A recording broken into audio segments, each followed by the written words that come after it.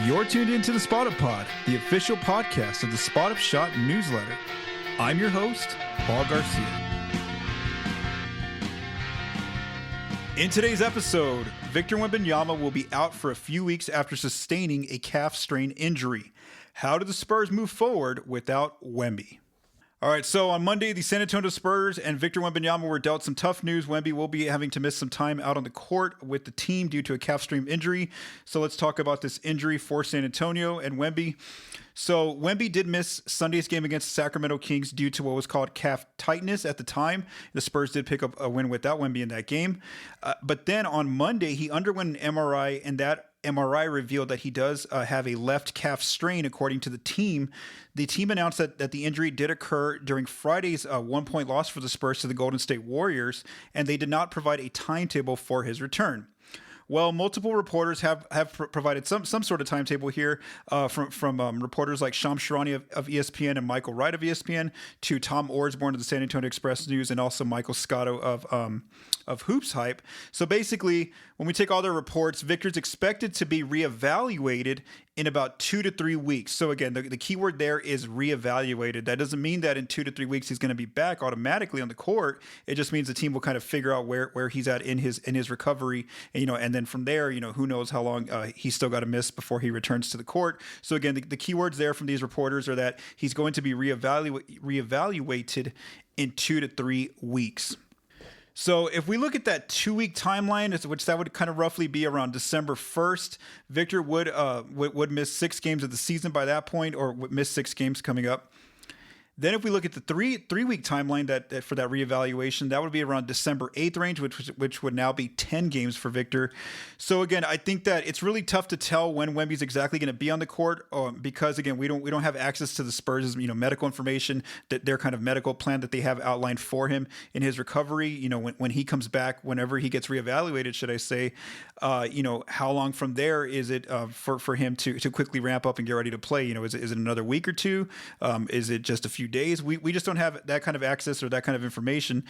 So again, that's why it's kind of tough to tell when he will be back. Again, just putting like a rough estimate, a guess, just how I'm kind of operating going forward with just kind of looking at the Spurs' schedule going forward. I would say, the earliest maybe he's back by like the final week of December, late December, and maybe the latest he's back is maybe the early January. Again, we really don't know, so I don't want to throw some timelines out there just because we don't have access to that medical information of what the Spurs' game plan is for Victor.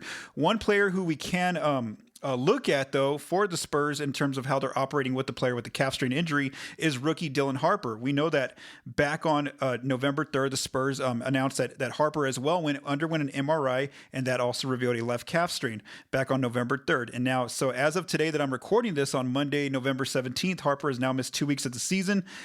He's already missed 8 straight games once the Spurs play against the Memphis Grizzlies, because he still won't be back.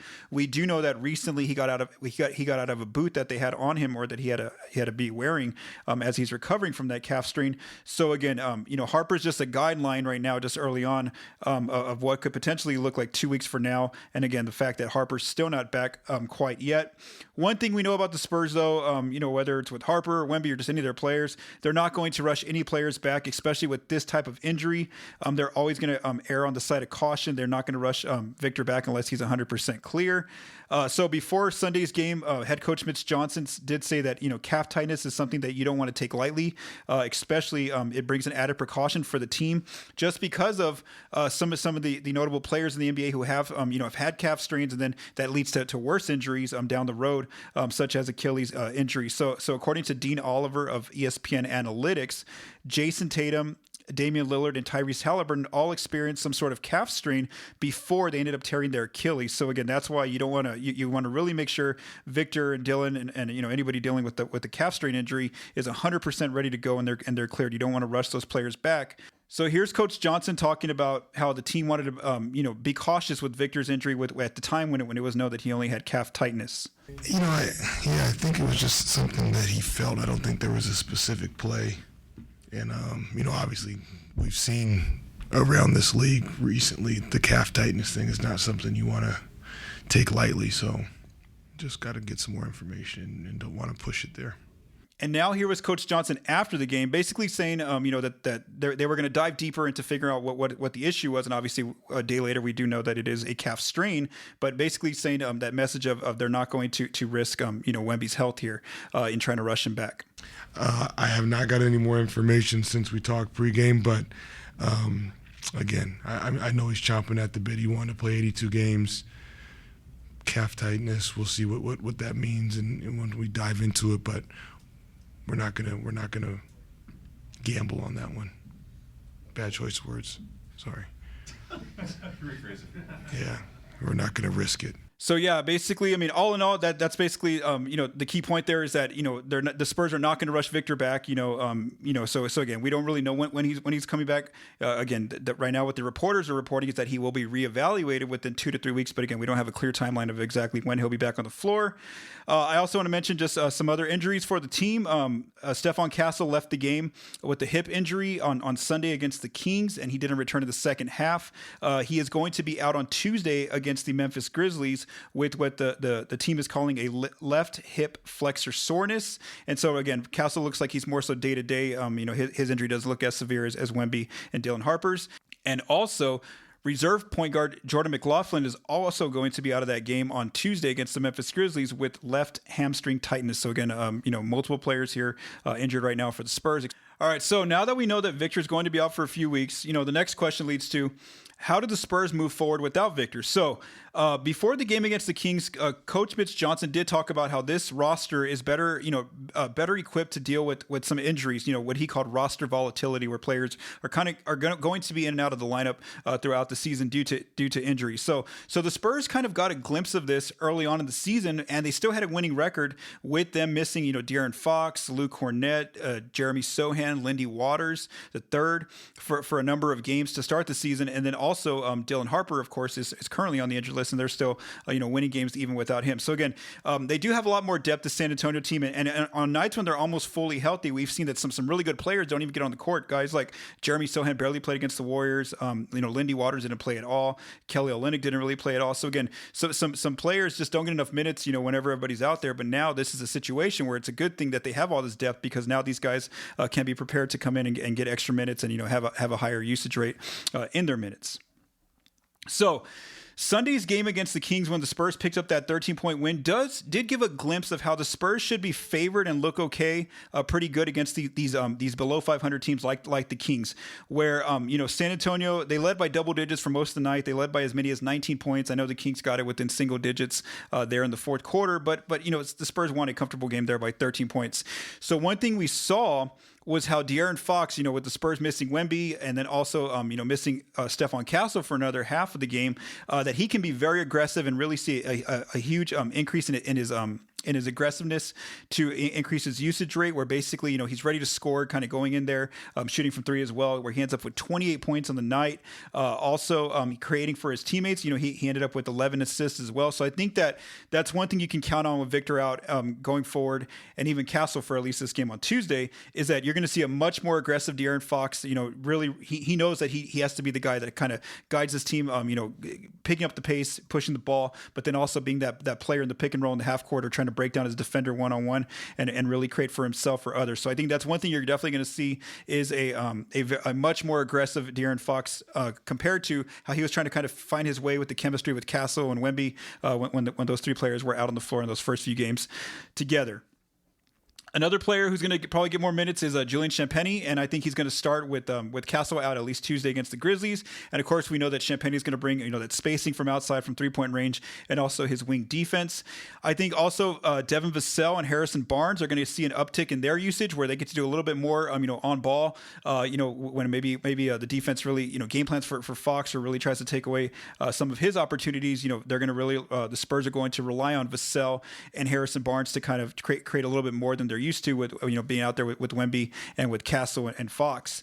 Also, we did see that Luke Kornet will be the player that starts for Victor. And so that was one of the big reasons why the Spurs did sign Kornet this past offseason to a 4-year deal, was that, they wanted him to be ready, not only just to be Victor's backup and also play in the French vanilla lineup alongside Victor, but also in these kind of nights where either Victor gets hurt or where he's like in foul trouble. They want to have someone who can come in there as a big man and kind of hold down the fort on defense and also still be an option there on offense. And we've seen that so far from Kornet, where he's able to anchor the defense. Obviously, he's not going to end up with like 10, 8 blocks like Wemby can do, but he'll end up with, 2 to 3 blocks in the night, really contesting a lot of shots at the rim.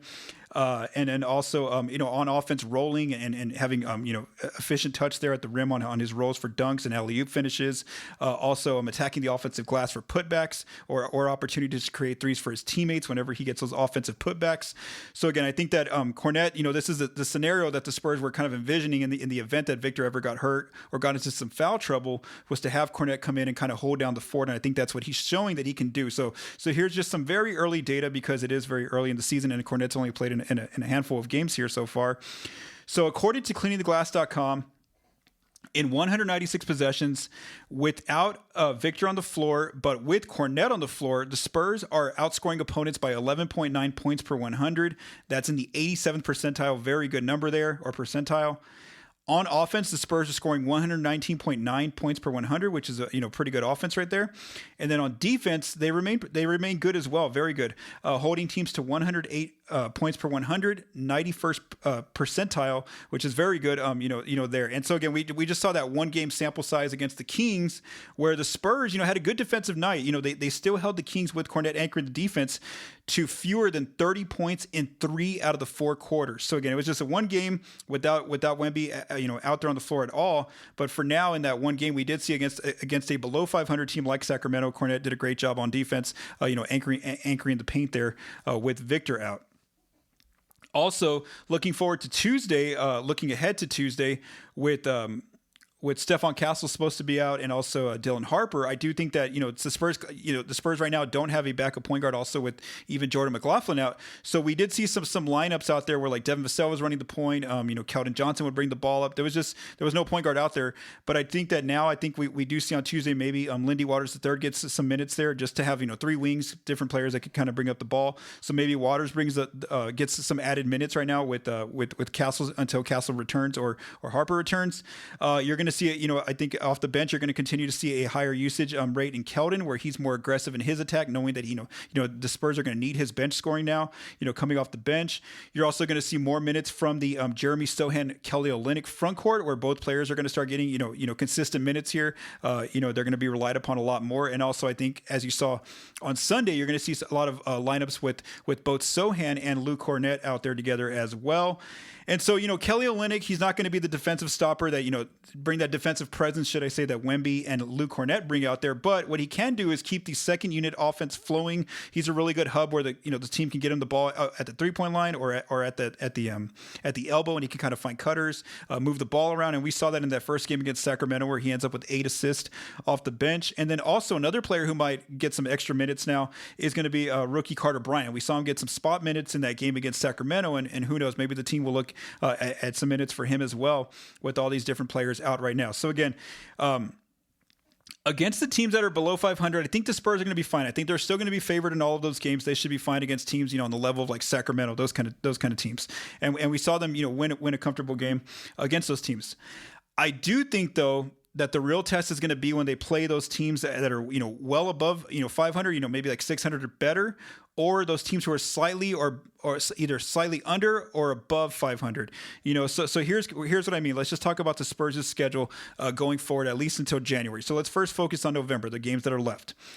So the Spurs, on their November schedule left, they have one team left that's below 500 by record, and that's the Memphis Grizzlies.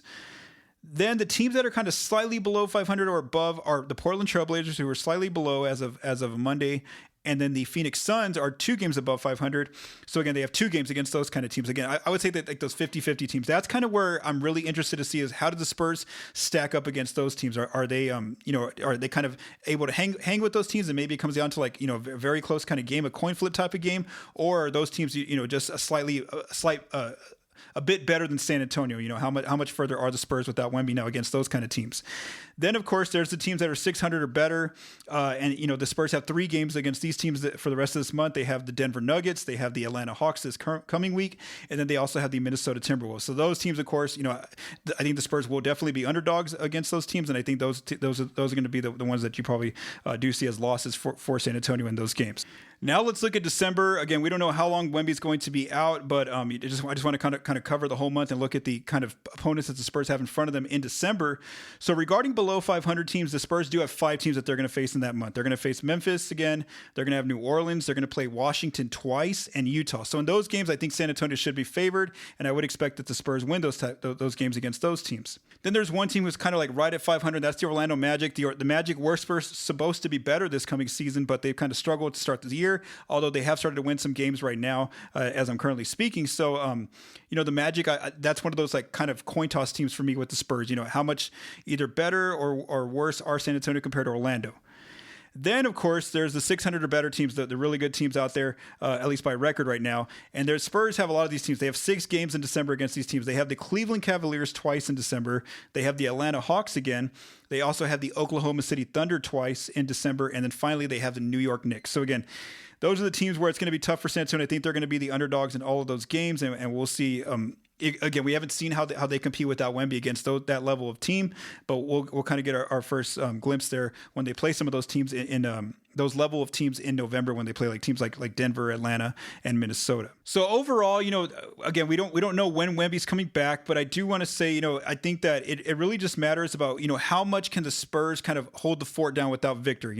Can they either stay 500 and better, by the time Victor returns, or are they just barely under 500? The reason why I say barely under 500 is because, right now, the Western Conference, yes, it's a very stacked conference at the top, but there is some leeway where some teams are struggling down at the bottom. Where basically, the Portland Trailblazers are currently sitting in the ninth place spot with winning 46% of their games. So again, they're under 500 and they're still in the play-in range. Also, the Utah Jazz are only winning 39% of their games, and they're sitting in the 10th spot in the play-in. So again, the reason why some of these teams like Portland and Utah have been able to kind of get into that play-in range is because some of the teams that were expected to be better out west, the Los Angeles Clippers, the Memphis Grizzlies, and the Dallas Mavericks, are all struggling more than expected to begin the season. So again, I think that if the Spurs can either barely stay right at 500 or a little bit better, or maybe even if they fall just below, as long as they can kind of keep hold the fort down until Victor gets back, I think they have a really good chance of still being able to capture one of those top six seeds out west. Currently they're sitting in 5th as I'm recording this on Monday evening. But again, that's kind of the big picture overall, is that they just got to try to remain as competitive as possible, kind of staying right near that above 500 record line until Victor eventually returns. But again, we don't know when he's going to return. Let's keep going. All right, so normally I do go through the past week's schedule of how the Spurs did, but because I wanted to dedicate more of this episode to Wemby's the news about Wemby's injury, I just want to do a quick recap of the Spurs' games this week and how they performed compared to what Vegas said they should have done. So they did start off last week on the road in Chicago. They got a close win there where Victor comes down and hits 2 threes. Then they played the Golden State Warriors twice at home. One of those games on a Friday was a NBA Cup group play game, and they did lose both of those games to the Warriors in crunch time. And then on Sunday, like I mentioned earlier, the Spurs did defeat the Sacramento Kings by 13 points. So Vegas, again, with Victor, with the Spurs almost fully healthy, the Spurs have been a pretty good team where they were favored in all 4 of those games this past week. But because of that, those 2 losses to the Warriors, they ended up going 2-2. So they didn't quite go 4-0 like Vegas had them going this past week. Now let's look ahead to the coming games for this week. So like I mentioned, on Tuesday, the Spurs are going to play the Memphis Grizzlies, who are also dealing with injuries of their own. They're going to be missing John Morant. They're going to be missing Brandon Clark, Ty Jerome, Scottie Pippen Jr., and Javon Small. I've already looked at Vegas's early projection, and the Spurs are favored by 5.5. So even without Wemby right now, like I said, the Spurs should be favored in all these games against these below 500 teams. And sure enough, they are favored by 5.5 against Memphis. I do think San Antonio should win that game. Then on Thursday, the Spurs, like I said, they're going to get their first real test without Wemby here, where they're going to be playing the Atlanta Hawks, who are actually playing very well despite not having Trae Young available. Where the Hawks, as of 5:40 p.m. Mountain Time, when I started recording this episode or got the data for this episode, the Hawks have won 5 games in a row. Jalen Johnson has been leading them. He was announced the Eastern Conference Player of the Week on Monday. And then on Sunday, the Spurs are going on the road to play the Phoenix Suns. And we do know that the Suns were the team that has given the Spurs the most trouble so far in this early season, where the Suns not only beat the Spurs, even with Wemby, but they beat them by the biggest margin so far for San Antonio, where it was pretty much like a blowout for most of that game. So the Spurs are on the road, and the Suns have been better than expected this season. They are currently 7-3 in their last 10 games as of Monday afternoon. So. And they're currently 8-6 overall as their record. So again, because of the Spurs' situation of being without Wemby, I am going to say my prediction would be 1-2 this coming week, where they beat Memphis and then probably lose to Atlanta and Phoenix. But again, those are some good tests for San Antonio to see where do they stack up against teams like Atlanta and Phoenix, winning ball clubs right now, even without Victor. So I think that's going to be the keys that I'm watching for this coming week. Make sure to visit thespotupshot.com and have a great week. Thank you for taking the time to listen to this episode of the Spot Up Pod. If you like what you heard, please subscribe and leave us a rating on your favorite podcast apps and our YouTube channel. The Spot Up Pod is recorded and produced by Paul Garcia. The music for this episode was written by Vincent Garcia and Paul Garcia. Thank you for listening and have a great day.